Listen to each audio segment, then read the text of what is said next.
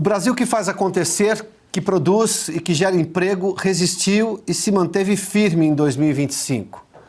Na edição de hoje, vamos relembrar momentos marcantes deste ano que se encerra, com entrevistas e convidados especiais que passaram por este programa durante toda a temporada. Ao longo desta retrospectiva, você vai acompanhar relatos que comprovam a importância do agronegócio, o setor brasileiro que alimenta 1 bilhão de pessoas ao redor do mundo, que explicam a competência da construção civil e que detalham a importância do empresário para o crescimento e a produtividade do Brasil. Seja bem-vindo.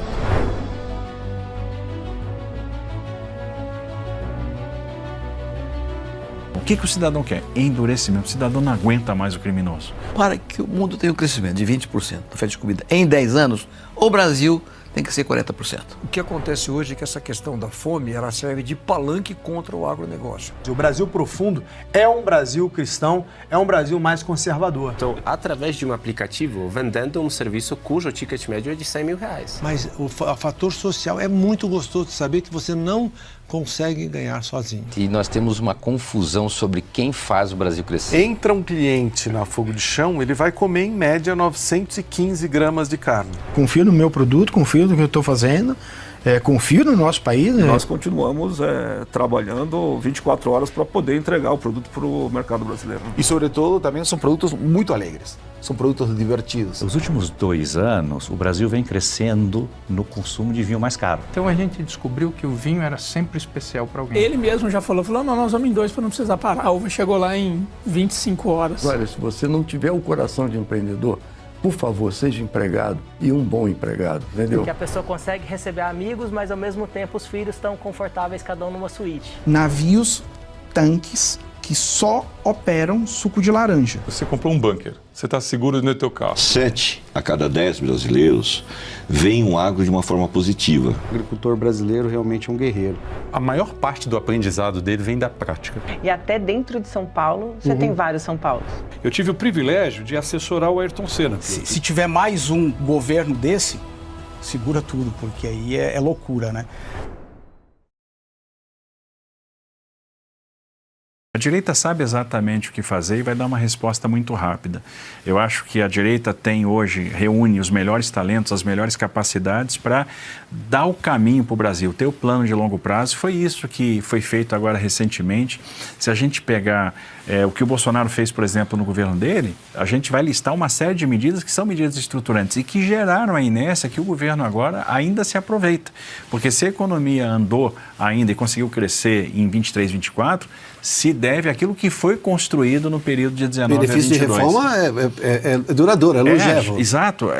É pelo volume de reformas que o Brasil passou e pelas transformações, né, pela modernização da economia, pela lei da liberdade econômica, pela autonomia do Banco Central, enfim, que o Brasil andou nesses 2 anos. Agora, o que está acontecendo? A gente está perdendo esse bônus, perdendo a oportunidade, ficando para trás. E o mundo está oferecendo para nós uma série de oportunidades que a gente pode se valer. O que o cidadão quer? Endurecimento. O cidadão não aguenta mais o criminoso, não aguenta mais conviver com o crime. Sim. Então o cidadão quer e merece ter segurança. E claro, segurança pública tem tudo a ver com o investimento.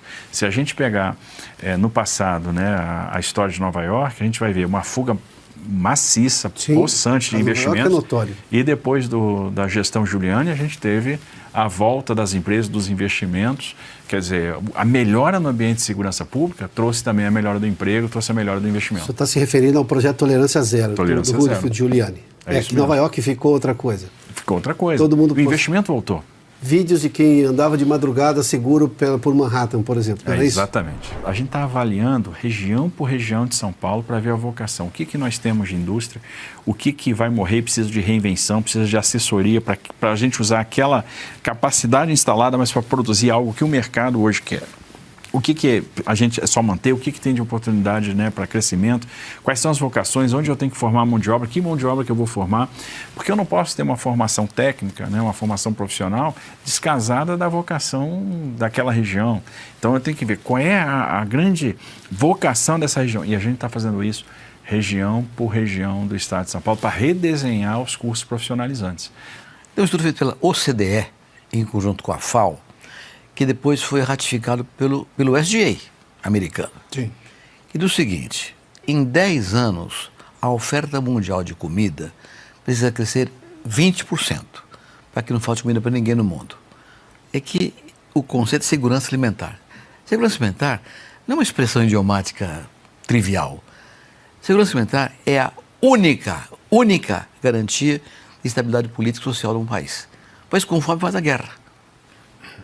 Primavera Árabe está aí para contar essa história aí, tá certo? O Sri Lanka está aí há 2 anos atrás pela mesma razão. Faltou comida, tem guerra. Então, a segurança alimentar é a base da estabilidade social e política da nação. Então, o que diz a OCDE? Em 10 anos, a oferta mundial de comida tem que ser 20%. 2% por ano parece moleza. Para nós é moleza, mas não é. Nos Estados Unidos cresce no máximo 10%. O Canadá, 9%. A União Europeia, 12%. A Eurásia, China, Índia, Rússia, próprio Canadá, pode ser 15%. Ninguém cresce 20%. Então, a OCDE, não somos nós, um órgão de pesquisa respeitado no mundo inteiro, a OCDE diz o seguinte: para que o mundo tenha um crescimento de 20% da oferta de comida em 10 anos, o Brasil tem que ser 40%. Vem de fora essa demanda. Então, há um cenário internacional, obviamente, de caráter acadêmico, dizendo: Brasil, por favor, aumente sua produção de alimentos exportáveis em 40% em 10 anos, para que o mundo aumente a metade, 20%, e não falte comida para ninguém, e haja paz universal. Esse é o chamamento que existe na área acadêmica. Aliás, o que acontece hoje é que essa questão da fome, ela serve de palanque contra o agronegócio. Esses dias nós fizemos... O que é completamente surreal. Nós fizemos um vídeo onde o presidente Lula, ele próprio começa dizendo, em diferentes momentos, ele fala: o Brasil tem 19 milhões de pessoas passando fome. Depois ele sobe para 21 no outro momento, depois ele pula para 26, depois ele pula para 30, depois ele pula para 36. Quer dizer assim, o número é jogado aleatoriamente e chega num ponto em que a ministra do Meio Ambiente fala: nós temos isso ela disse lá em Davos, sim, no exterior, nós temos 120 milhões de brasileiros passando fome. Eu vou te fazer uma pergunta. Você tem ideia qual é o consumo das 3 principais proteínas animais hoje, médio do brasileiro? Estou falando de carne bovina, carne de frango e suína. Não estou colocando peixe. Você tem ideia desse número? 109 quilos. Nós temos basicamente hoje um consumo de proteína animal de 300 gramas por habitante per capita diário. Quer dizer, isso é um negócio incrível. Esse teatro, ele acontece essencialmente por causa de um vício muito grande da sociedade, que é manifestar virtudes com aquilo que e eu vou colocar entre aspas mesmo, opinião pública acha. Por que eu coloco entre aspas? Porque a opinião pública, o brasileiro de verdade, a Dona Maria e o seu João, ele é cristão. Ele concorda muito mais com aquilo que você, como jornalista que estava na Jovem Pan, defende do que com aquilo que a Rede Globo, muitas vezes, vai defender. Essa é a grande verdade do Brasil. O Brasil profundo é um Brasil cristão, é um Brasil mais conservador. Mas quem domina o debate é quem consegue fazer mais barulho. Quem consegue fazer mais barulho é a mídia que, em sua maioria, é mais progressista. Então, o que acontece? Hoje, quando eu entro no teatro corporativo, eu vejo ali manifestações de virtudes como: na minha companhia tem tantos por cento desse gênero, tantos por cento daquele outro. E aí, aquilo que realmente importa para o acionista, que é, beleza, como é que está o teu crescimento de geração de caixa? Como está na companhia o teu turnover? Né? Como é que está a melhora da margem? Né? Não se discutia mais isso. Mas por quê? Porque o juro estava baixo. Então, o financiamento, emissões de novas dívidas, né? Emissão de capital, estava fácil de ser feito. Quando o dinheiro está barato, abre-se espaço para o teatro corporativo. O dinheiro encareceu, Brasil hoje o dinheiro custa 15% ao ano, no mundo inteiro, globalmente, o dinheiro encareceu, então pode ver que BlackRock e outros fundos que valorizavam tanto pautas ESG retiraram isso da análise das ações, fazendo com que voltasse a sanidade para o debate corporativo. Então agora o que importa é geração de caixa e não quantos por cento de gênero A ou B você tem dentro da sua companhia. Para você ser um empresário num setor muito difícil, você tem que ser uma pessoa muito inovadora. Às vezes o pessoal nos chama de louco, porque imagina o que eu estou fazendo. Eu estou, através de um aplicativo, vendendo um serviço cujo ticket médio é de 100 mil reais. Nós temos, sim, clientes que entram no aplicativo e compram um voo que custa 400 mil reais. Então, eu basicamente peguei aquela simplicidade de um aplicativo de táxi e apliquei isso num setor ultra conservador, ultra rico de táxi aéreo. Isso é para poucos. Não todo mundo poderia ser inspirado com um serviço qualquer. A gente pegou justamente aquele serviço que parecia uma coisa impossível e fez acontecer. Então, acho que a mecânica é a mesma. É um táxi e é um taxeiro. E cliente. Cliente muito mais, obviamente, difícil, sofisticado. Mas, a princípio, a lógica é a mesma. Lembra-se que a Ford saiu de São Bernardo do Campo e foi noticiado muito a perda de 400 empregos. Pois o Outlet repôs 1.400. O Outlet gerou 1.400? 1.400. E eu tive uma satisfação muito grande, sem ser piegas e tal. Eu cheguei numa das lojas e uma menina chegou, não sabia de mim, não me conhecia, nada, e disse, o senhor sabe que é o meu primeiro dia do meu primeiro emprego? A satisfação que isso me trouxe, porque são várias moedas que nós temos ali. Nós temos que rentabilizar o investidor, nós temos que dar viabilidade para o lojista, mas o fator social é muito gostoso de saber que você não consegue ganhar sozinho. É uma delícia isso. Isso é maravilhoso. Geração de emprego, renda. O Outlet, por exemplo, Itupeva, o sujeito vai de várias cidades do Brasil, vai lá, gasta e vai embora. Deixa o imposto lá, deixa o emprego lá. Sim, claro. É uma delícia. E nós temos uma confusão sobre quem faz o Brasil crescer. Não é a máquina pública. Não. O governo federal não gera riqueza, ele tira de alguém. Então, acho que essa é a primeira verdade que tem que estar clara. Quem pode gerar riqueza é esse ativo econômico, esse ativo produtivo. Esse é o grande foco. Nós precisamos cultivar os nossos empreendedores, que nos últimos anos cresceu muito a vontade de empreender. Antigamente, se você fizesse uma pesquisa, as pessoas queriam ser funcionários públicos, passar num concurso público. Sim. Hoje as pessoas querem empreender, o sonho, querem empreender. Acho que supera, inclusive, hoje o interesse de ter uma casa própria. Isso é fundamental.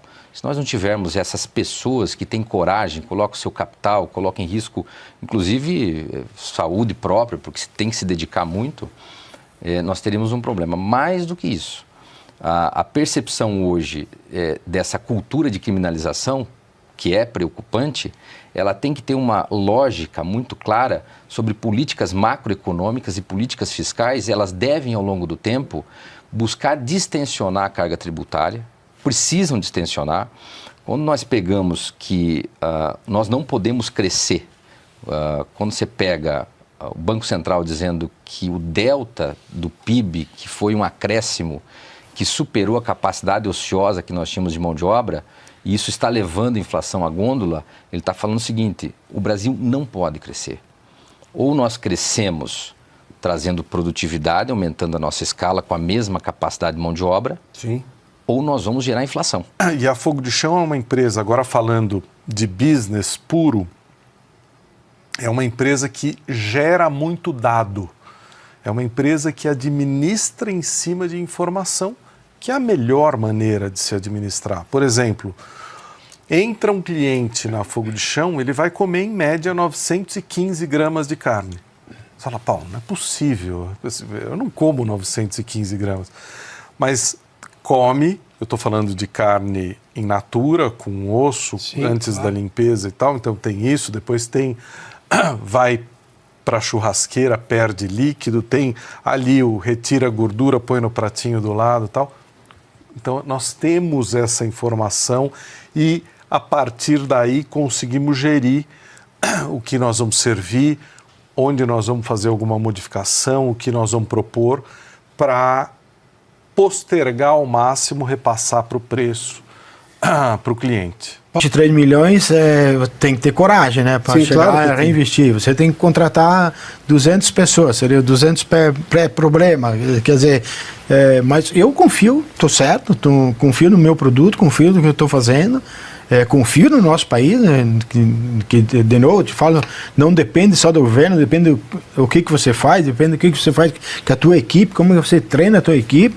Cara, levantar cedo, montar uma estratégia, pegar as pessoas que estão no teu lado, trazer juntinho, passar todas o teu conhecimento que você tem, porque não adianta você ter um conhecimento vasto, se você não transfere isso para a tua equipe, porque a tua equipe tem que estar fomentada de informações e conhecimentos.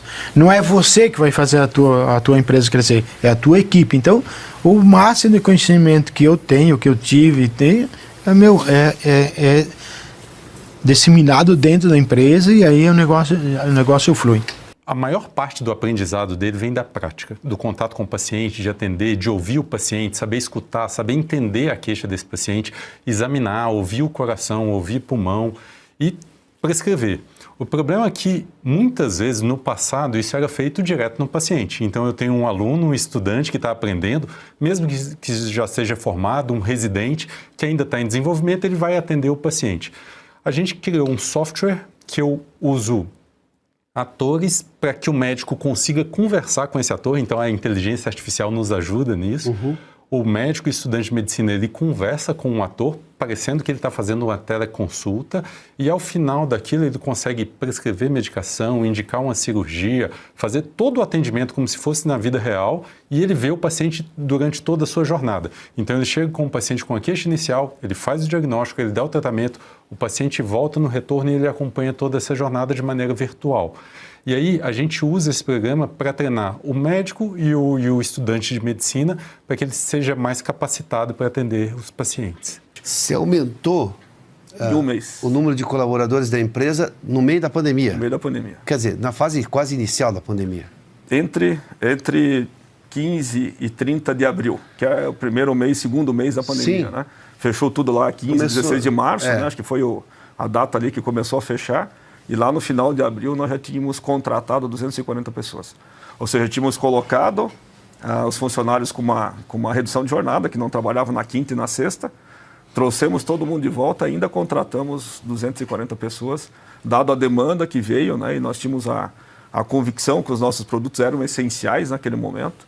E nós continuamos trabalhando 24 horas para poder entregar o produto para o mercado brasileiro. Qualquer espumante que tu tens que ser muito, muito azarado hoje, mas muito azarado para tu abrir uma garrafa de espumante nacional e dizer, puxa, não está bom. Né? E já não falamos de categoria de preço, desde o preço de entrada ao preço mais alto possível. Claro que dentro disso estão as nuances de distintas qualidades, né? Sim. Mas todos os espumantes estão, puedes comprar da empresa que quiseres, da marca que quiseres, que te poderá agradar mais um estilo ou outro.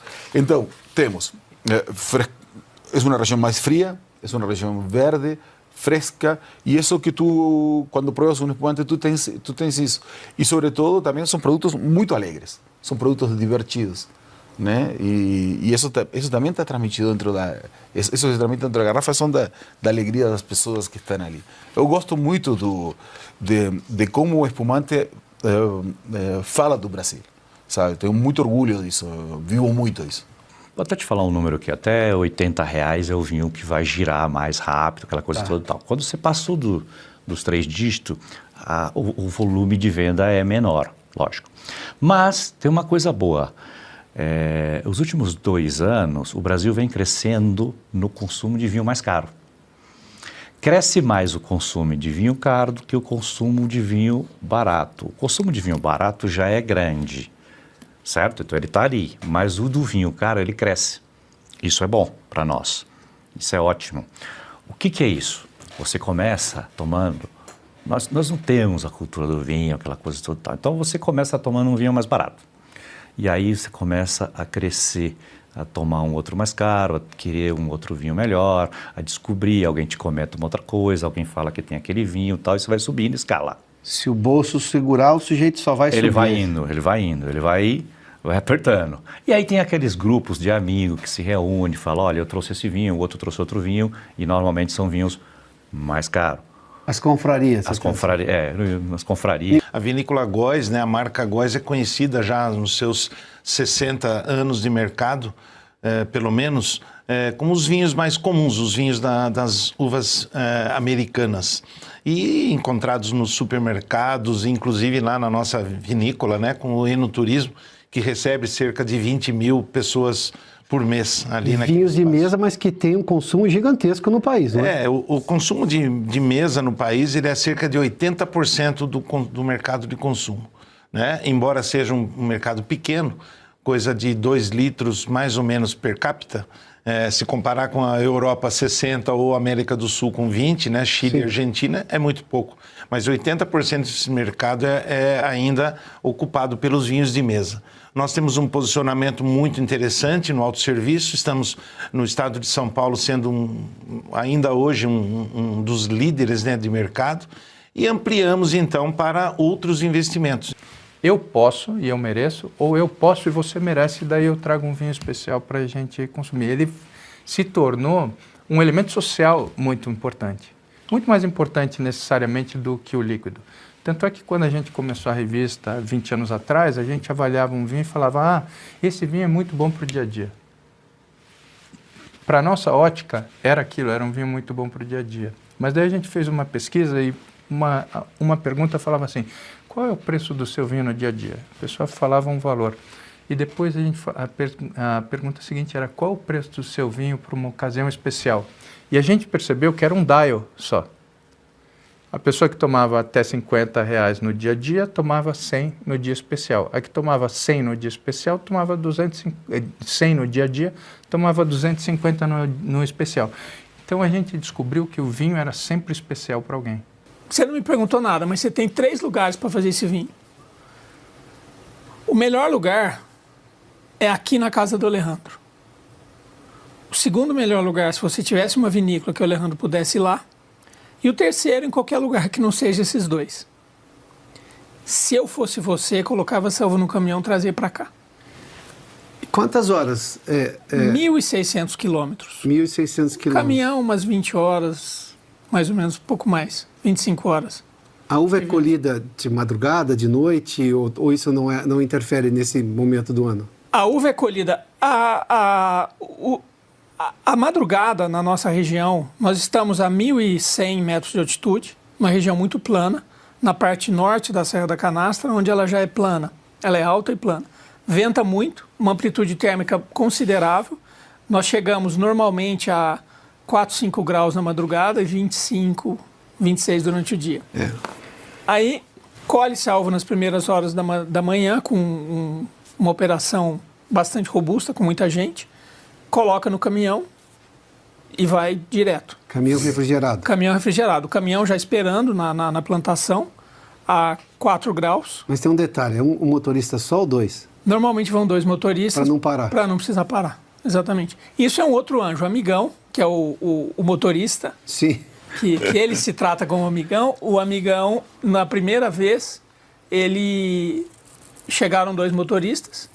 E ele mesmo já falou, não, nós vamos em 2 para não precisar parar. Nós vamos tocar direto. E assim foi. A uva chegou lá em 25 horas. Eu não vou perguntar se você acredita no Brasil, porque quem está investindo, empreendendo desde 1971, acredita. Não só acredito, como amo o meu país, entendeu? Jamais eu vou usar o termo, eu vou embora desse país, jamais. Eu sei que um dia qualquer vai haver uma correção correta e que as pessoas vão dar valor a quem produz, entendeu? Porque a coisa mais difícil que tem é ser empreendedor nesse país. O cara tem que ter muita coragem. Quando às vezes algumas faculdades me perguntam lá para me falar alguma coisa e querem falar de empreendedorismo, e a minha filha está estudando uma escola de empreendedor, eu falei, a maior dificuldade que tem é o sujeito ser empreendedor. Não é tão fácil assim, entendeu? A carga toda que ele vai é muita loucura, entendeu? Às vezes eu até falo com as pessoas, olha, se você não tiver o coração de empreendedor, por favor, seja empregado e um bom empregado, entendeu? Desde dos projetos iniciais, as aprovações e a entrega da última torre, nós estamos calculando em torno de 20 anos, o complexo todo. E aí muitas águas vão passar debaixo da ponte, né? Esse que é o problema. 20 anos dividido por 4, nós estamos falando de possivelmente 5 presidentes diferentes, por acaso a reeleição for suspensa no Brasil. Sim, por isso que a gente tem que ter uma sensibilidade muito grande na hora de lançar o empreendimento. Nós temos que fazer estudos pontuais, regionais e temporais, para saber se é o momento certo de você lançar o empreendimento. Porque se tiver mais um governo desse, segura tudo, porque aí é loucura, né? Mas nós cremos que a situação muda, e também nós estamos em 2 estados que nunca foram governados por esquerda, sempre pela direita, sempre pela oposição. São estados extremamente pujantes, que se mantêm sozinhos, que quase são ilhas de investimento. Você divide o projeto pelas faixas de renda que conseguem comprá-los. Então, você tem o imóvel para a primeira família, para a família ser informada, o imóvel de primeira residência. A gente não faz Minha Casa Minha Vida, mas vamos falar de uma residência no nível mais alto, Sim. que é uma linha que a gente criou que chama MySB. Então, a gente faz 2 e 3 quartos, com suíte, só que a gente sai de 50 até 80, 90 metros. E aí a gente adapta. Obviamente, a gente sempre vem com uma... Assim, a gente tem uma linha de produtos que a gente não abre mão. A gente sempre vem com uma churrasqueira na sacada, a cozinha pode ser integrada, mas tem a opção, às vezes tem a opção do fechamento para família que cozinha mais. A gente pensa sempre nos quartos, sempre com uma suíte isolada. A gente não tem nenhum produto nosso que só tem um banheiro. Então, sempre com uma suíte, mais um banheiro social. E, ao mesmo tempo, quando a gente vai para uma linha do médio alto padrão, a gente está tentando um lançamento agora, a gente vem com um apartamento de 120 metros. E aí você começa a entender o que as famílias querem. Hoje nós estamos numa tendência de conforto. Então, assim, já foi a tendência de esporte, já foi a tendência de... aquela coisa mais automatizada, de automação. Hoje as pessoas querem muito conforto. Então, é até engraçado, né, falar isso. Tem uma época que todo mundo faz os quartos minúsculos e as salas um pouco maiores. Então, nós estamos numa tendência de conforto, então a gente começa a pensar em quartos confortáveis, que cabem em camas grandes, porém a gente continua valorizando a área comum. Claro. Então, a gente põe uma mesa de 8 lugares, de 10 lugares, integrado com a sacada, que a pessoa consegue receber amigos, mas ao mesmo tempo os filhos estão confortáveis, cada um numa suíte. Quando a gente fala de suco de laranja, a gente fala de uma cadeia verticalizada específica. Navios, tanques que só operam suco de laranja. Nós, como operadores portuários, utilizamos o mesmo cais para operar grãos na saída do navio de laranja. Então, esses navios são exclusivos. Por quê? Porque é um produto de consumo humano. Então, ele não faz mais nada. É um navio que, por exemplo, seria totalmente inviável utilizar, por exemplo, eu tenho uma oportunidade para fazer etanol. A recertificação de um tanque desse para suco de laranja seria absurdo. Não vale a pena. É melhor deixar o navio parado. Ou seja, o navio de suco de laranja é só para suco de laranja. Onde divulga o seguinte: a nossa vida, a vida do brasileiro comum, ela é muito impactada pela variação cambial e muitas vezes o brasileiro não tem essa conscientização. Então, por exemplo, ele vai lá no posto de gasolina colocar combustível no veículo dele, o preço do combustível tem a variação cambial, né? Ele vai comprar um pãozinho na padaria, a farinha é uma commodity e tem o impacto da variação cambial. Então, a gente tem o impacto do câmbio na nossa vida. E, segundo esse estudo da GV, esse impacto ele está na ordem de 15% a 17% dos nossos gastos recorrentes. Ele tem o efeito cambial. Então, o que eu posso te dizer é o seguinte: quem investe, porque a gente sabe que hoje, infelizmente, no Brasil, o mundo, ou na verdade, o universo de pessoas investidoras é baixo, né? Então, quem investe tem essa diferença entre o seu real gasto e o que ele de fato tem de investimentos para proteger essa variação cambial. Você comprou um bunker, você está seguro no teu carro. Se for assaltar teu sítio, tua casa, entra no carro, trava e fica quietinho lá dentro e sai. O carro blindado não foi feito ficar parado. Você sai com ele. Por quê? Porque quando você tem uma proteção, você está super seguro no carro blindado, tá? Mas as melhores blindagens hoje aceitam tiro de qualquer ângulo. Normalmente é o tiro 90 graus. O assaltante vem o vidro da tua porta, você não abriu, ele fica a pé da vida, ele atira. Mas não, a nossa proteção, as melhores blindadoras protegem também para os tiros de fuga.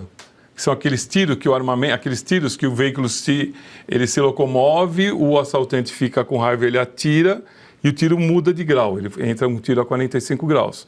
Então, as blindagens mais modernas e as grandes blindadoras fazem isso, eles blindam o carro na integridade. Não só frontal, como você disse, um tiro a 90 graus. Ele blinda... Estou imaginando a cena de um sujeito que chega de moto e bate no seu vidro. Sim. Que é o clássico que a gente vê. É o clássico. Você vai, beleza, olha para ele, dá um tchau para ele, fica na tua, ignora. Ele ficou muito bravo, ele atirou em você. Bom, aí já muda tudo. Aí você tem que ter rotas de fuga, você tem que... Minha orientação bate a traseira do carro para ter área de escape. Quanto que, para usar uma expressão muito popular, o quanto que ele puxa de energia elétrica que precise desse redimensionamento da fiação? Vamos falar no popular, né? É similar ao consumo de um chuveiro. O detalhe é que ele tem um uso prolongado. Então, um chuveiro consome 7 kW. O detalhe é que um carro elétrico ele vai consumir os 7 kWh durante 6 horas. Porém, Adalberto, um uso normal de um carro elétrico a pessoa vai carregar uma vez por semana. Salvo aí um usuário de um aplicativo que vai, obviamente, carregar todo dia, né? Aplicativo, quando eu digo, é um motorista de Uber, carro Porque elétrico. ele usa o carro 8, 10 horas por dia, claro. É que a pesquisa nos mostrou que o agro é um dos setores mais admirados pelo brasileiro. É um dos setores mais admirados pelo brasileiro. Há uma resiliência na população em relação ao agro, positiva. Positiva. Apesar desses influenciadores sem noção Exato. falando um monte de bobagem. Exato. O agro é um dos setores mais admirados pelo brasileiro. E aí eu vou dar a segunda informação que complementa essa. 7 a cada 10 brasileiros veem o agro de uma forma positiva e está aberto para ouvir as suas histórias. Essas pessoas querem ouvir a história do agro. Então, 7 a cada 10. Agora, a terceira informação, e essa sim é muito complicada, é que 3 a cada 10 se coloca de uma forma negativa em relação ao agro, se declara desfavorável ao agro. E o pior, ou seja, 30% da população é desfavorável ao agro. O produtor, ele é realmente um guerreiro, né? Eu acho que é importante. Hoje a agricultura não vive seus melhores momentos, né? Como foram alguns anos atrás, mas o agricultor brasileiro realmente é um guerreiro. Ele luta com intempéries, ele luta com desafios macroeconômicos que estão longe do alcance dele e ainda assim consegue fazer isso dar certo e alimentar boa parte do mundo, como você disse. Então eu vejo que essas tecnologias e todas essas oportunidades vêm a somar para uma missão maior. Como eu falei para você, ser agricultor é um dom. E eu acho que quando a pessoa está lá na lavoura, colocando e sujando os pés lá na terra dela, eu acho que a ideia dela é realmente fazer o bem para o próximo, através do alimento. Quando a gente consegue empregar tecnologia, reduzir o valor, os custos operacionais, a gente está fazendo um bem maior. E até dentro de São Paulo, você tem vários São Paulos. Então, vamos dar um exemplo do mercado de escritórios de São Paulo. Eu te dei a média de taxa de vacância, que é 16%, tá? De alto padrão. Mas a Faria Lima, ela está 8%. Se eu for para a Chácara Santo Antônio, eu estou falando de 40% de vacância. Então, assim, é como se fosse cada mercado muito específico. Então, por exemplo, eu que trabalho no Brasil todo, porque meus clientes estão no Brasil todo, eu tenho que entender a dinâmica daquele mercado. Então, e cada mercado é muito específico. Eu tive o privilégio de assessorar o Ayrton Senna, Piotr. Então, eu fui escolhido na academia pelo professor Nuno Cobra, na época, para acompanhar os treinamentos de musculação do Ayrton. Então, muito cedo, eu morava perto da casa dele e tal, a gente ia lá para a academia e não tinha essa coisa de academia 24 horas, e ele sempre foi muito franzino, né? Ele sempre foi muito franzino e ele tinha dificuldade, principalmente quando chegou na Fórmula 1, em relação à força G. E nós tínhamos uma missão, que era aumentar a massa muscular dele, sem ele engordar, e ele se tornando mais forte e mais resistente. O professor Nuno Cobra e a equipe extremamente competentes, e nós soubemos que a missão foi cumprida quando, no Grande Prêmio do Brasil, ele consegue terminar as últimas voltas apenas com 2 marchas, né? O que era sobre-humano para ele, né? Então, ele chegou bastante desgastado. Você está falando daquela cena em que ele sai completamente desgastado.